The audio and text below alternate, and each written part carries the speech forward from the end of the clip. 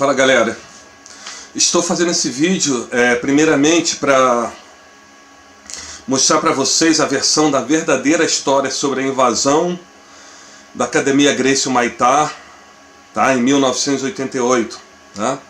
A gente ouve muito pela mídia que a luta livre invadiu a Academia Gracie no Humaitá para que o Hugo pudesse lutar contra o Rickson Gracie. Tá? Primeiro de tudo, eu quero me apresentar a vocês. Algumas pessoas novas da luta livre não me conhecem, porque há mais de 25 anos que eu saí do Brasil para fundar a luta livre aqui na Europa, em vários países, e muitos não me conhecem. Eu sou o primeiro faixa preta do grão-mestre Eugênio Tadeu, tá? Desde 89 mais ou menos, que o Eugênio me chamou para treinar com ele lá na Secan, lá na Urca, tá? Eu já era faixa roxa nessa época, quem me deu a faixa roxa foi o Hugo, e a partir daí então fiquei com o Eugênio e eu era o aluno mais graduado, então eu ajudava ele a dar aula, tá? E muitas dos formados do Eugênio também eu ajudei, tá, na formação deles, entre eles o Cromado, o Pequeno, o Luciano, o Formiga, que era professor do Luciano, e ele levava o Luciano às vezes para lá, tá? Então, primeiro de tudo, o que aconteceu ali naquela época? Em 1988, na verdade, a luta livre não tinha contingente suficiente para poder peitar o pessoal do jiu-jitsu. Vou explicar para vocês por quê. Nessa época, só quem estava nessa suposta guerra com o jiu-jitsu era só o pessoal do Bruno Oscila, tá? A luta livre da Budokan não entrou nessa guerra. A luta livre do mestre Jope, o grão-mestre Jope, o Jefferson, né, não entrou nessa guerra, tá? E o Bruno Oscila não tinha contingente suficiente para estar aí então batendo de frente com o pessoal do jiu-jitsu, que nessa época era uma nação muito grande, tá? Então, em 1988, a gente treinava lá na La Maison, né? E depois a gente foi para Anita Garibaldi, tá? Então, nesse momento, entre 88 e 89, que a gente saiu da La Maison e foi para Anita Garibaldi, tinha mais ou menos, no máximo, umas 30 cabeças treinando lá na La Maison, tá? E grande maioria deles só treinavam, não tinham lutadores, brigadores lá há tanto tempo, né? Eu posso falar para vocês assim, no máximo uns 15 brigadores mesmo, para bater de frente com o pessoal do jiu-jitsu. Quem entrou nessa guerra, quem invadiu a Academia Gracie no Humaitá nessa época, foi a turma da Rua Bambina, tá? E o que aconteceu naquele momento? Eles foram lá e fizeram uma armadilha com o Hugo, lá no PP. Só estava ele, o Eugênio, Denilson talvez, Marcelo Mendes. Eles eram bem poucos, né? O Fininho, eles eram bem poucos. E nessa época o pessoal da Bambina frequentava muito o Leme, ali em frente ao ex-Meridian, né?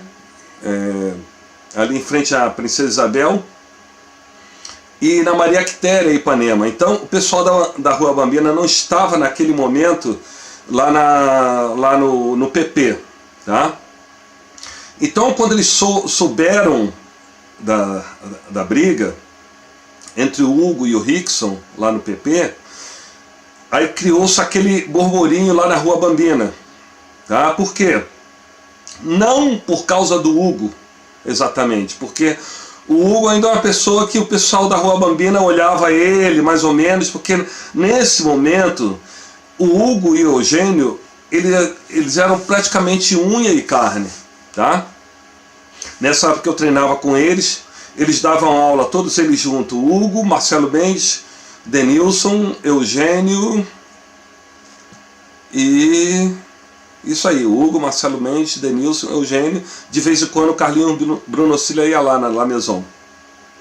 Então eles davam aula todos eles juntos, tá? Não existia essa coisa do Hugo ser o general da luta livre. Na verdade ele nunca foi, né? Na verdade o Hugo ele foi general da academia dele que ele dava aula, né? Lá ele na Power, na São Clemente. Ele nunca foi um cara que assumiu a liderança da luta livre, porque naquele momento a luta livre estava muito desunida, tá? E então, o que aconteceu? O pessoal foi invadir porque o Eugênio estava no meio, e o Eugênio era cria da Rua Bambina. Tá? Assim como eu sou cria da Rua Bambina, o grão-mestre Jutu, o grão-mestre Bosco, todo esse pessoal que a gente já fazia luta livre, a gente era cria da Rua Bambina. Então a gente foi apenas apoiar o Hugo, porque ele falou, não, eu quero fazer na mão com o Rickson lá na academia dele, e a gente vai pagar eles com a mesma moeda. Então se juntou aquela turma da Rua Bambina com apenas alguns componentes da luta livre, entendeu? Então, o que a mídia vende como guerra de modalidade, isso não existiu na época. Voltando a dizer, da luta livre só era o pessoal do Brunocilla, tá? Que estava inserido nessa guerra, tá? O pessoal da Budokan não se meteu nisso, nem o pessoal do Jefferson da Jop, muito menos, nem o pessoal do Mário Migliori, que nessa época estava começando a dar aula também, tá? Então é impossível,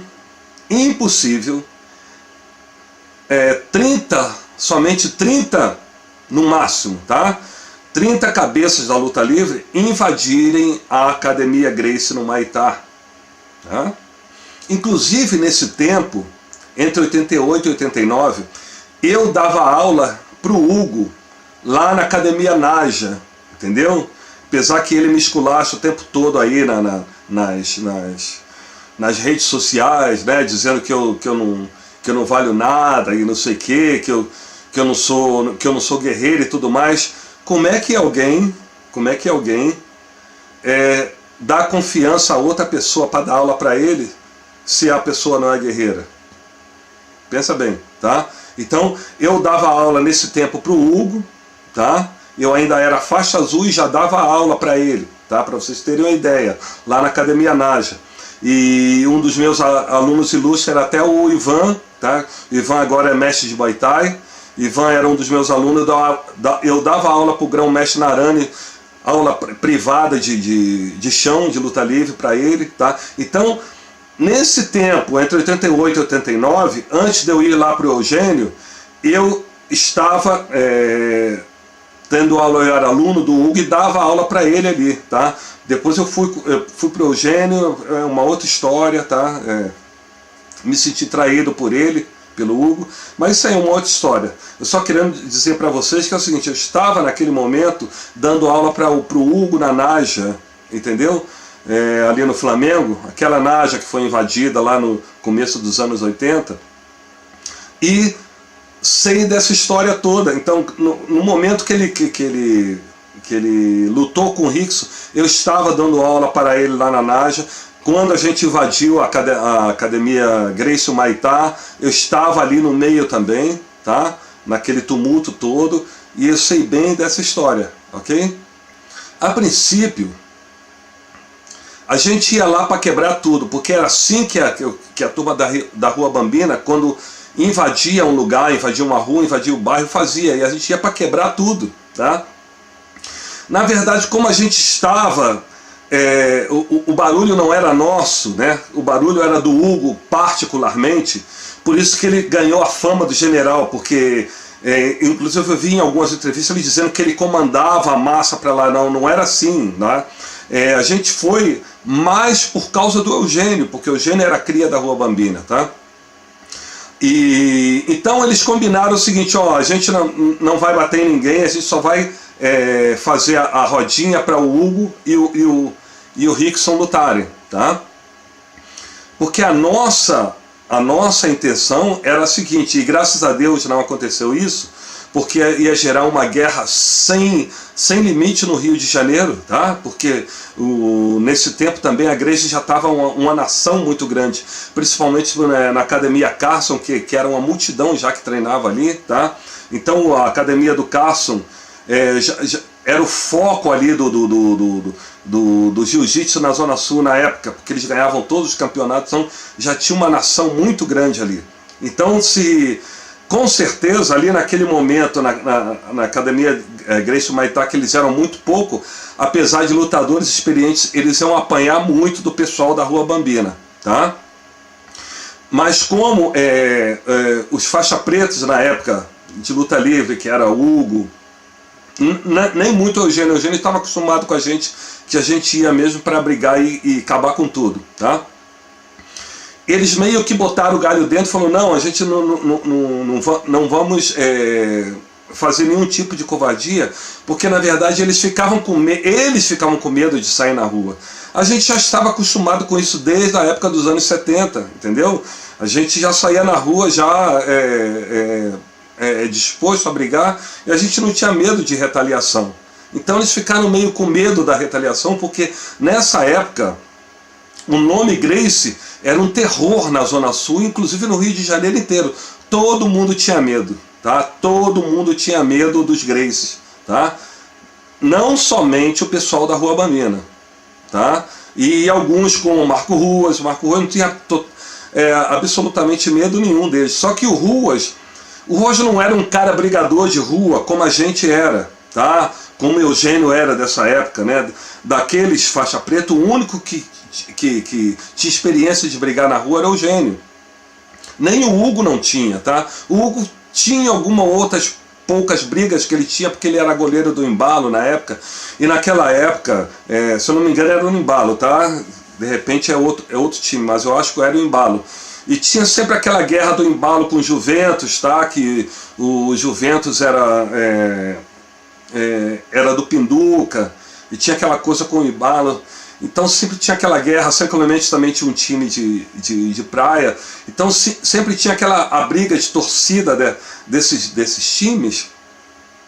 E o Hugo de vez em quando estava ali, mas era sempre assim um tumulto, assim que não ia muito à frente. O Hugo nunca foi um cara de brigar na rua. Na verdade, ele entrou assim de paraquedas nessa guerra, né? Porque por causa da luta dele contra o Hugo na praia, tá?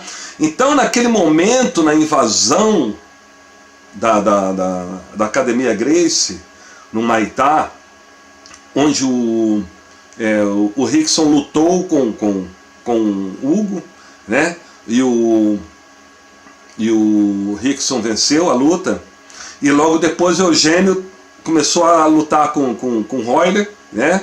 E ele já estava bem superior na luta quando a polícia chegou já dando rajada de metralhadora, e aí se espalhou aquele bando todo. Mas naquele momento, quando a gente foi para invadir a Academia Gracie, a gente se concentrou ali na Bambina, veio o pessoal também do Santa Marta, que era unido com a gente, veio o pessoal da Álvaro Ramos. Na verdade era quase o Botafogo que se reunia na Rua Bambina, e a gente foi ali para invadir e quebrar tudo. A intenção era essa, tá? E a gente só estava esperando um momento de alguma covardia deles nas duas lutas para a gente quebrar o pau geral ali. Graças a Deus isso não aconteceu, porque, como falei para vocês, ia virar uma guerra sangrenta, porque o pessoal do jiu-jitsu também não era fácil nessa época, tá? Aquele pessoal do Cássio era um exército muito grande. Dali se originou os melhores lutadores de MMA das décadas seguintes. Então, eles também não eram fáceis, tá? E o grande problema ali, quer dizer, também foi uma solução, é que quase todo mundo se conhecia praticamente, porque muitos lutadores da Carson, eles moravam em Botafogo, tá? O Manimal, por exemplo, um cara que morava na Álvaro Ramos, o Jucão, o Alan Góes, apesar de serem pessoas, tirando o Manimal, né, que o Manimal é da minha época, o Alan Góes e o Jucão são pessoas mais de outra geração, né, geração 90 para diante, eles eram garotos nessa época. Todo mundo se conhecia, na verdade, mas existia aquela rixa, entendeu? Mas na verdade o pessoal da Rua Bambina foi lá na intenção de quem estivesse ali do lado deles ia apanhar, tá? E graças a Deus não houve isso. Só mais uma vez lembrando para vocês, tá? A história que contam na mídia que a luta livre invadiu a Academia Gracie no Maitá é mentira, tá? Porque a luta livre não tinha contingente suficiente nessa época para fazer essa invasão, tá? O pessoal da Rua Bambina, com alguns lutadores de luta livre, porque na Rua Bambina tinha alguns poucos lutadores que faziam luta livre, entre eles era eu, o Grão-Mestre Jutu, o Grão-Mestre Bosco, o Grão-Mestre Eugênio, tá? E o resto era uma nova geração que estava vindo do Muay Thai, que é o Vagão, que é o Mestre Vagão atualmente, tá? Então, lá tinha um Carrasco também, que fazia luta livre olímpica lá no Boqueirão, tá? Então, só tinha esses poucos da Rua Bambina que faziam luta livre, tá? E por isso que a Rua Bambina, em peso, comprou o barulho do Hugo, tá? Lembrando mais uma vez, o Hugo não comandava a gente, tá? Essa história de general da luta livre foi uma história inventada pela mídia, tá? O Hugo nunca foi general da luta livre, inclusive o Hugo nunca comandou o pessoal da Budokan, o Hugo nunca comandou o pessoal da JOP, né?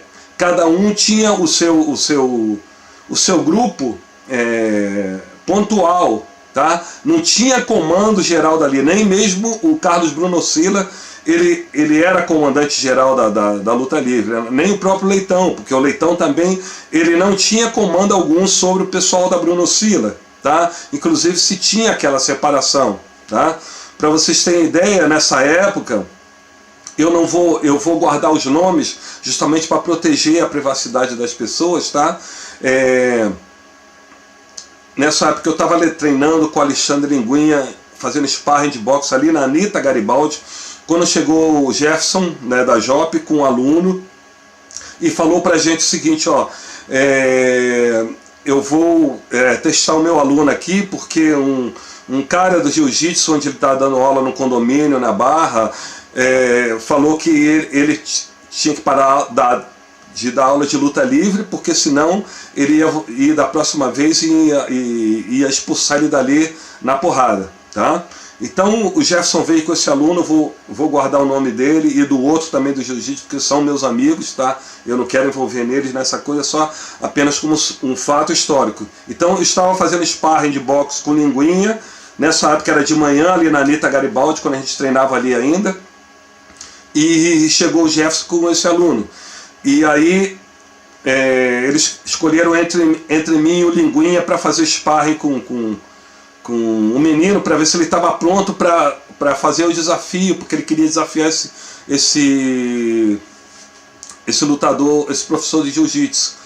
E aí aconteceu, eles preferiram o Linguinha porque eu era muito mais forte do que esse meu amigo, tá? Eu tinha na época 78, 80 quilos e o Linguinha ainda tinha 72, 75 quilos. Então eles fizeram sparring ele fez o sparring com o Linguinha, tá? Em pé ele não se dava muito bem, no chão, né? O aluno do Job levou uma certa vantagem, mas nem tanto. E aí depois no final o Job falou, tá vendo, você não está preparado para lutar.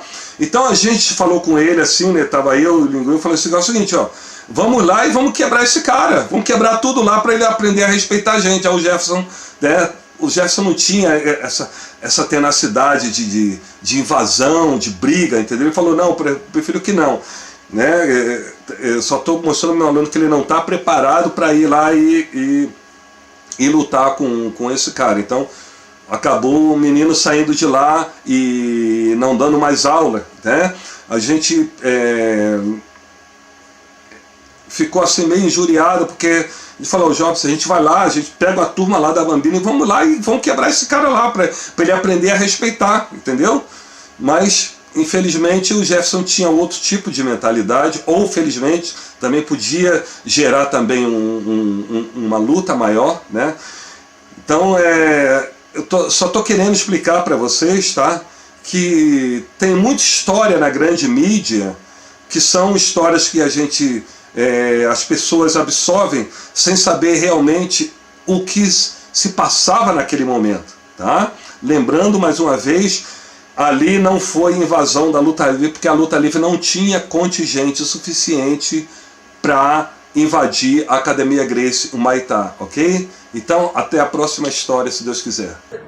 Reuni a tropa toda, tá? Reuni todo mundo da luta, fiz uma reunião, falei assim, olha só, nós vamos pra guerra, tá?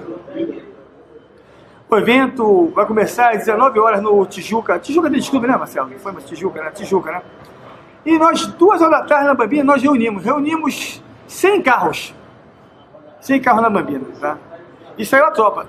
2 Iberatrás nós saímos pro Tijuca, com todo mundo, devia ter uns 200 a 300 atletas nossos, né? Mas dispostos, né? Foi isso, né, cara? 3 horas da tarde nós já estamos lá dentro, os caras estavam fazendo a revisão lá no Tijuca, né? Nós entramos, né? Lutadores, já entrou 300, igual buscar o na Tijuca ali, e a parte da arquibancada de baixo era toda a luta livre, né? Quando eles chegaram no evento, ficaram loucos, né? Chamaram polícia, chamaram Diabacora, até a Polícia Federal foi, mas a Polícia Federal foi na época que foi, era o Marcelo Bertucci, que era o delegado, né? E chegou lá, era tudo uma luta livre, o delegado era da luta livre, né? E para tirar 300 homens da arquibancada, né? E o pessoal onde eu treinava, da luta livre, meia dúzia. Não, o jiu-jitsu era o Brasil todo. Não, o taekwondo não tinha muito também. E as outras artes marciais também não eram elitizadas como o jiu-jitsu. Aí foi quando o Eugênio desafiou o Royler. Aí o erro da época, o Royler lutou de kimono. Aí o Eugênio pegava o kimono do Royler, aí foi quando deu o cruzadão. Mas a luta estava parelha. O Eugênio com um pouco de vantagem, mas o Royler valente, saindo na porrada. Foi quando eu falei... No final ele perguntou, pô, me deram um soco pelas costas? Eu falei, não, os caras foram sujeito homem. Foi realmente um cruzado do Eugênio. Aí foi quando tava no final aquela luta mesmo dura com o Royler e Eugênio, a polícia chegou atirando pra cima. Como houve a invasão, acho que os moradores ligaram pra polícia. Eu não sei se foi alguém do jiu-jitsu que ligou, foi os moradores, porque tinha muita gente na rua. O que acontece? A polícia chegou, como viu um confronto de lutador, o policial não ia brigar com o lutador, né? Chegou uma patama, 2 patamas e tinha mais de 20, 30, 40 cabeças. Aí os caras vieram dando rajada de metralhadora pra cima. Tanto que a rajada de metralhadora batia na parede, chamuscava todo mundo. E acabou assim, depois disso, aí ficou aquele clima, né, cara? Nós fomos embora e ficou aquele clima danado, né? Um clima pesado, né? E depois, algumas vezes, nós nos encontramos, eu até vi uma situação, eu falei com ele, e aí, meu irmão, tá tudo certo. Morreu, passou. Mas é um negócio de homem, a gente ia brigar 1, 2, 3, 4, 5, 6, 7, 10 vezes, como homem, entendeu? Sujeito homem, entendeu? Ninguém botou a mão em ninguém, foi super honesto. Eu sou agradecido até hoje também, né? Porque eles podiam ter trucidado a gente. Eram quase 100 contra 8, 10. Dentro da academia, eles poderiam ter passado o carro na gente, mas não, foram sujeito homem e realmente foi mano a mano.